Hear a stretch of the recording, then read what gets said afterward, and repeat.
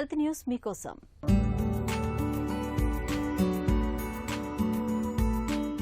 ఏం పని చేయకుండా ఉంటే మెదడు మొద్దుబారుతుంది. అలాగని విశ్రాంతి లేకుండా సుదీర్ఘంగా పనిచేయటం కూడా అంత మంచిది కాదు.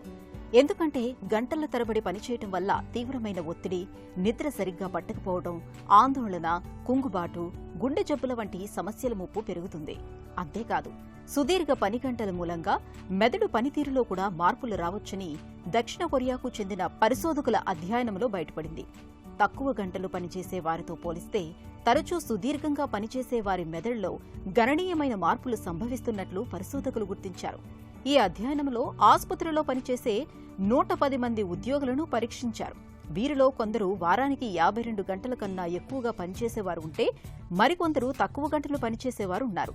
వీరి మెదళ్లను ఎంఆర్ఐ స్కాన్ చేసి పరిశీలించగా, మామూలుగా పనిచేసేవారితో పోలిస్తే అతిగా పనిచేసేవారి మెదడులో తార్కికంగా ఆలోచించడం, భావోద్వేగాలను నియంత్రించడం వంటి కార్యనిర్వాహక పనులను నియంత్రించే 17 చోట్ల మార్పులు తలెత్తినట్లు తేలింది.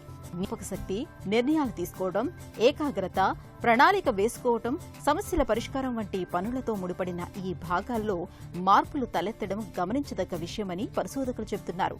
దీని మూలంగా లక్ష్యాలను చేరుకోవటం, నిర్ణయాలు తీసుకోవటం, ఏకాగ్రత కనబరిచే సామర్థ్యం లోపించే ప్రమాదం ఉందని వారు వివరిస్తున్నారు. అయితే సరిపడినంత నిద్ర, వ్యాయామంతో పాటు ఒత్తిడిని తగ్గించే ధ్యానం వంటి విశ్రాంతి పద్ధతులతో కొంతవరకు వీటిని తగ్గించుకోవచ్చని సూచిస్తున్నారు. ఒకవేళ పని గంటలను తగ్గించుకోలేకపోయినా ఇలాంటి జాగ్రత్తలు పాటించడం మంచిదని పరిశోధకులు వివరిస్తున్నారు.